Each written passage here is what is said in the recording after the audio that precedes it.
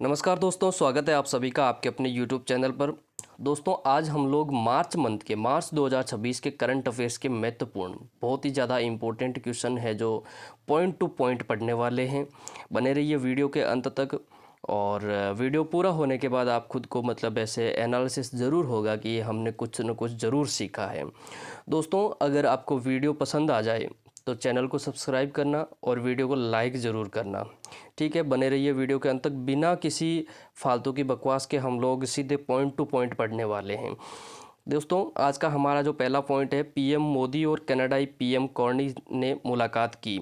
Canada के प्रधानमंत्री जो मार्क कॉर्नी है, उन्होंने प्रधानमंत्री मोदी से 2 मार्च को मुलाकात की थी। उसके बारे में हम लोग पढ़ते हैं। 2 मार्च को पीएम नरेंद्र मोदी और कनाडाई पीएम मार्क कॉर्नी के बीच नई दिल्ली के हैदराबाद हाउस में मुलाकात हुई थी। तो मुलाकात कहाँ हुई थी? हैदराबाद हाउस में। मोदी और पीएम कॉर्नी ने इस बैठक में यूरेनियम की दीर्घकालिक आपूर्ति के लिए डील की थी। तो हम लोगों का यदि पूछ ले कि कनाडाई पीएम मार्क कॉर्नी और प्रधानमंत्री नरेंद्र मोदी के बीच बैठक में किसकी है जो आपूर्ति के लिए डील की गई थी, तो यूरेनियम की आपूर्ति के लिए डील की गई थी। और ये एमओयू लगभग 2.6 बिलियन अमेरिकी डॉलर का है। यह डील 10 साल तक के लिए होगी। भारत और कनाडा ने 2015 में यूरेनियम से जुड़ी डील की थी। देखो, सबसे पहले तो ये डील है जो कि कितने साल के लिए हुई है, तो 10 साल के लिए। ठीक है, और भारत और कनाडा ने 2015 में यूरेनियम से जुड़ी डील की थी पहले भी, और 2018 में इस डील को एक्सटेंड किया गया था। और कनाडा ने भारत को 2020 तक 3000 मैट्रिक टन यूरेनियम की सप्लाई की है। नेक्स्ट है, पीएम कॉर्नी की ये पहली आधिकारिक भारत यात्रा है, यानी कि कनाडा के मार्क कॉर्नी है जो प्रधानमंत्री बनने के बाद पहली आधिकारिक भारत यात्रा है। ठीक है, और 2024 में भारत कनाडा का 7वां सबसे बड़ा माल और सर्विस बिजनेस का पार्टनर था। दोनों देशों का व्यापार 30.8 बिलियन डॉलर था। नेक्स्ट पॉइंट है अपना नंबर 2, दिल्ली में लखपति बिटिया योजना शुरू। देखो दोस्तों, पहले इस योजना का नाम था लाडली योजना। ठीक है, और अब इसका नाम चेंज करके लखपति बिटिया योजना शुरू की है। और इसके अंतर्गत क्या क्या लाभ मिलने वाले हैं उसके बाद उसके लिए हम पॉइंट टू पॉइंट पढ़ने वाले हैं। 2 मार्च को राष्ट्रपति द्रौपदी मुर्मू ने नई दिल्ली के इंदिरा गांधी इंडोर स्टेडियम में लखपति बिटिया योजना का शुभारंभ किया है।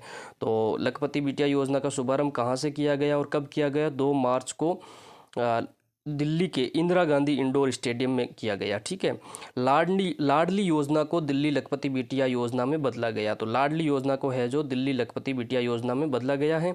दिल्ली लखपति बिटिया योजना का फ़ायदा 1,20,000 रुपये तक की आय वाले परिवारों को मिलेगा। यानी कि जिस परिवार की जो एनुअल इनकम है, जो सालाना आय है, वो 1,20,000 रुपये तक होनी चाहिए, उन्हीं को है जो ये लाभ मिलेगा।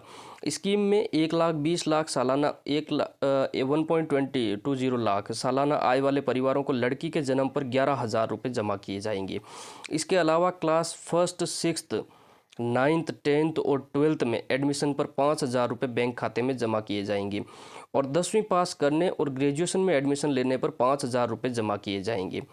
भाई, पहले तो 11,000 रुपये मिलेंगे लड़की के जन्म पर, और उसके बाद पहली, छठी, 9वीं, 10वीं, 12वीं में एडमिशन होने पर 5,000 रुपये बैंक खाता में सीधे डिपॉजिट किए जाएंगे।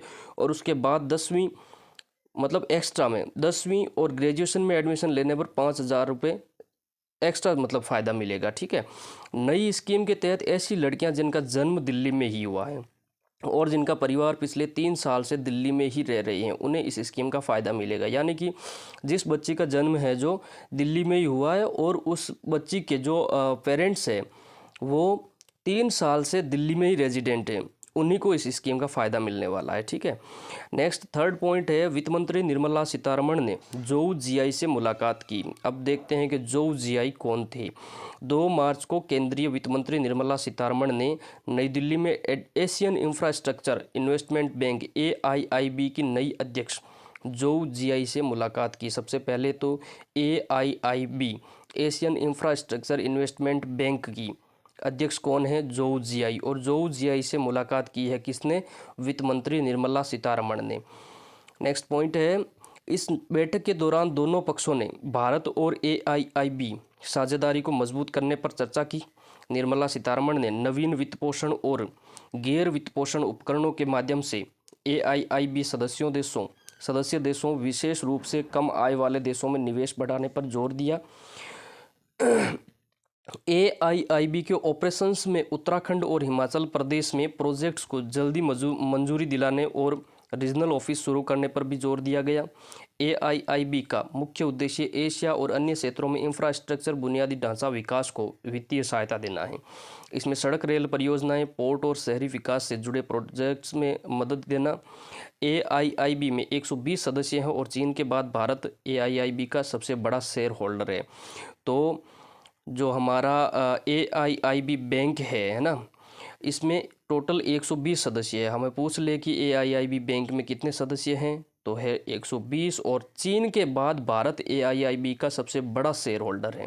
सबसे बड़ा शेयर होल्डर कौन है? चीन, और उसके बाद दूसरा नंबर है अपने भारत का। नेक्स्ट फोर्थ पॉइंट है एलिसा हिली का वनडे क्रिकेट से संन्यास। ये एक स्पोर्ट्स से जुड़ा हुआ क्वेश्चन है। 1 मार्च को ऑस्ट्रेलियाई क्रिकेटर एलिसा हिली ने अपना आखिरी वनडे क्रिकेट मैच खेला। भाई 1 मार्च को है जो एलिसा हिली ने लास्ट वनडे क्रिकेट मैच खेला था। अपने आखिरी मुकाबले में इंडिया वुमेन के खिलाफ कैप्टन एलिसा हिली ने 98 गेंद पर 158 रन बनाए थे। एलिसा हिली है जो महिला क्रिकेट के इतिहास में सबसे अच्छी विकेट कीपर और बल्लेबाजों में से एक मानी जाती हैं। एलिसा ने 2010 में अपने करियर की शुरुआत की और इस सभी फॉर्मेट में क्रिकेट खेला।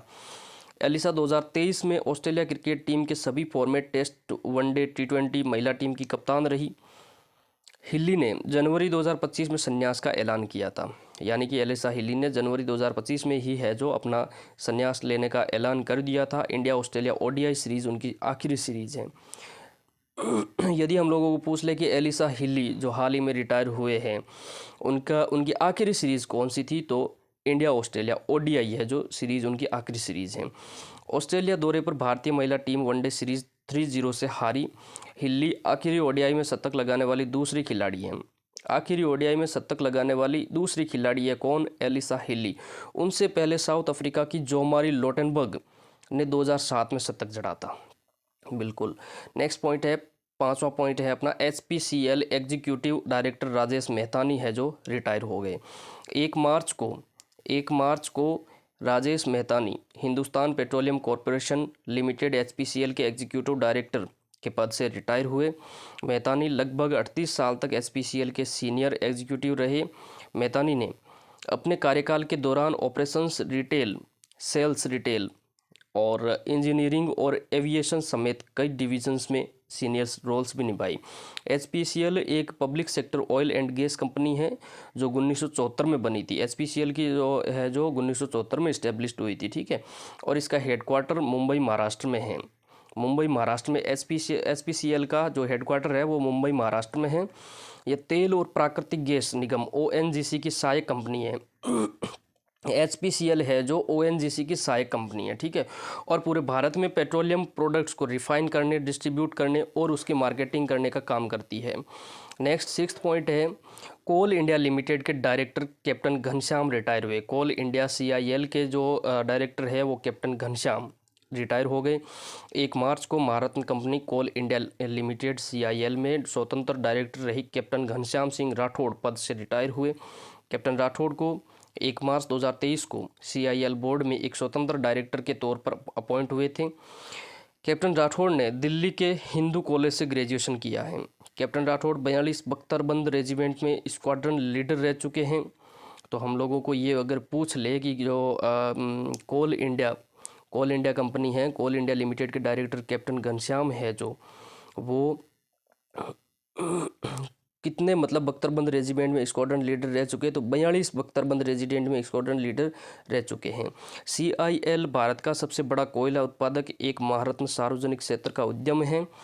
और आज हम थोड़ा सा हम लोग कर लेते हैं आज का जो इतिहास, यानी 3 मार्च को क्या क्या मतलब इतिहास में क्या क्या घटनाएं हुई है उसके बारे में हम लोग पढ़ लेते हैं। 1575 में अकबर ने तुकरोई की लड़ाई में बंगाली सेना को हराया था। यानी कि तुकरोई की लड़ाई कब हुई थी? 1575 में। उसमें अकबर ने बंगाली सेना को हराया था 3 मार्च को, ठीक है, 3 मार्च 1575 को। 3 मार्च 1575 1716 में इंदौर शहर की स्थापना हुई थी। यदि हम लोगों को पूछ ले कि इंदौर जो MP में स्थित है भाई इंदौर शहर जो मध्य प्रदेश में लोकेटेड है, उसकी है जो स्थापना कब हुई थी, तो 3 मार्च 1716 को है जो उसकी स्थापना हुई है। और 1923 में टाइम पत्रिका का प्रकाशन हुआ था। 3 मार्च 1923 में टाइम पत्रिका का प्रकाशन शुरू हुआ था। टाइम पत्रिका का प्रकाशन शुरू कब हुआ था, 3 मार्च 1923 को। और नेक्स्ट है 3 मार्च 1953 में क्यूबा में फिदेल कास्त्रो के नेतृत्व में क्रांति शुरू हुई। 1971 में भारत पाकिस्तान युद्ध की शुरुआत हुई थी। वाह भाई, 3 मार्च 1971 को है जो भारत पाकिस्तान युद्ध की शुरुआत हुई थी। भारत पाकिस्तान युद्ध की शुरुआत कब हुई थी, 3 मार्च 1971 को। तो दोस्तों कैसा लगा आज का कंटेंट, यदि कंटेंट पसंद आए तो वीडियो को लाइक ज़रूर करना और शेयर ज़रूर करना और चैनल को सब्सक्राइब ज़रूर करना। और जैसे जैसे मैं बोल रहा हूँ वैसे वैसे साथ में आप भी PDF को है जो पढ़ने का प्रयास करना। बहुत ही अच्छे क्वेश्चन हैं और आने वाले कॉम्पिटिटिव एग्जाम्स में इन्हीं में से पूछे जाएंगे क्वेश्चन। तो गाइज मिलते हैं नेक्स्ट वीडियो में। बहुत बहुत शुक्रिया, थैंक यू।